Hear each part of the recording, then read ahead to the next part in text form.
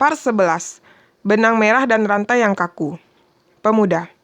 Keberatanku akan kusimpan untuk nanti. Selanjutnya, bagaimana dengan tugas pertemanan? Filsuf. Ini adalah hubungan pertemanan dalam artian yang lebih luas. Jauh dari pekerjaan karena tidak ada keharusan seperti di tempat kerja. Ini adalah hubungan yang sulit untuk dimulai atau diperdalam. Pemuda. Kau benar sekali tentang itu. Kalau ada ruang seperti di sekolah atau di tempat kerja, seseorang masih bisa membangun hubungan. Tapi kemudian ini akan menjadi hubungan yang dangkal yang terbatas hanya pada ruang tersebut. Mencoba memulai hubungan pertemanan secara pribadi atau menemukan teman di tempat di luar sekolah atau pekerjaan akan menjadi sangat sulit. Filsuf. Apakah ada seseorang yang bisa kau sebut kawan dekat? Pemuda, aku punya seorang teman, tapi aku tidak yakin bisa memanggilnya kawan dekat. Filsuf, dulu hal ini juga terjadi bagiku. Ketika di SMA, aku bahkan tidak mencoba untuk berteman dan menghabiskan hari-hariku mempelajari bahasa Yunani dan Jerman. Dengan tenang, menenggelamkan diri dalam buku-buku filsafat. Ibuku mencemaskanku dan berkonsultasi dengan wali kelasku. Wali kelasku kemudian memberitahunya, tidak perlu khawatir, dia orang yang tidak membutuhkan teman. Perkataan itu sangat menghibur bagi ibuku, dan bagiku juga. Pemuda, orang yang tidak membutuhkan teman, jadi di SMA engkau tidak punya teman satupun. Filsuf, tidak. Aku tetap punya seorang teman. Dia berkata tidak ada yang benar-benar layak dipelajari di universitas. Dan pada akhirnya dia bahkan tidak masuk universitas. Dia pergi mengasingkan diri di gunung selama beberapa tahun. Dan belakangan ini kudengar dia bekerja dalam bidang jurnalisme di Asia Tenggara. Sudah beberapa dekade aku tidak bertemu dengannya, tapi aku punya firasat bahwa saat kami berkumpul lagi, kami akan bisa bergaul sama seperti yang kami lakukan dulu. Banyak orang berpikir semakin banyak teman yang kau miliki semakin baik, tapi aku tidak begitu yakin dengan hal itu. Tidak ada nilai yang bisa didapatkan dari jumlah teman atau kenalan yang kau miliki. Dan ini adalah pokok bahasan yang terkait dengan tugas mencintai. Tapi apa yang sebenarnya kita pikirkan adalah jarak dan kedalaman dari suatu hubungan. Pemuda, apakah aku akan bisa memiliki teman dekat?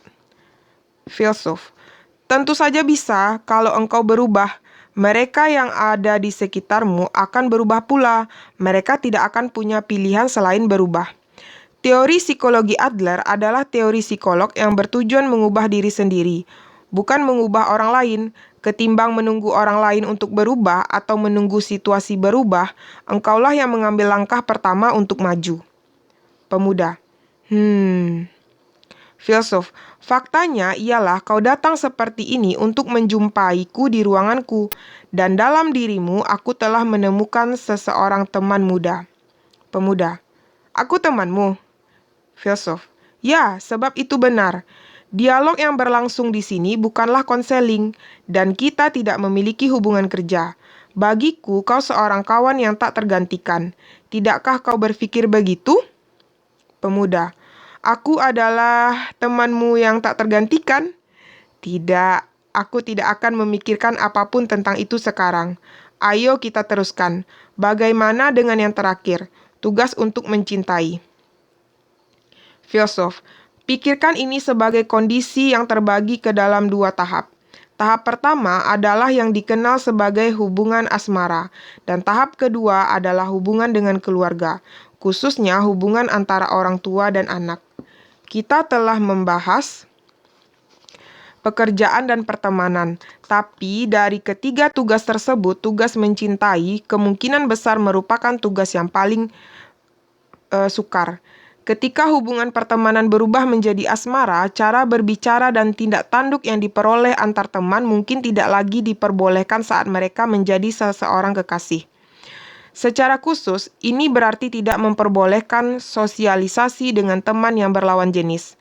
Dan dalam beberapa kasus semata, berbicara di telepon dengan seseorang yang berlawanan jenis sudah cukup untuk membangkitkan rasa cemburu.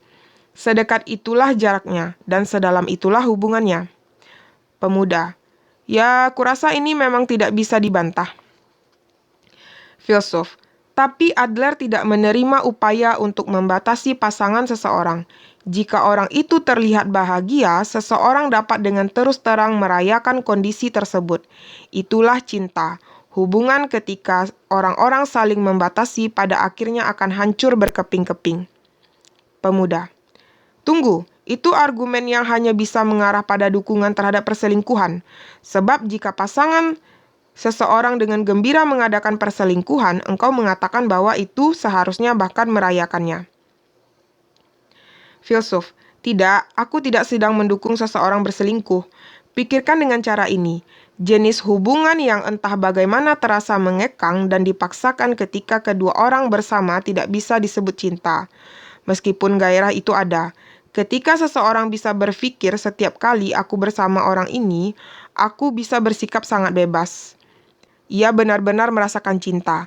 Seseorang bisa merasa tenang dan bertindak cukup alami tanpa memiliki perasaan minder atau dilanda dorongan untuk memamerkan keunggulannya.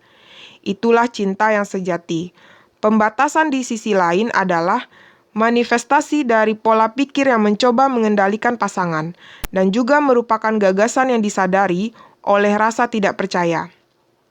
Berada di ruang yang sama dengan orang yang tidak mempercayaimu bukanlah situasi alami yang bisa ditanggung seseorang, bukan?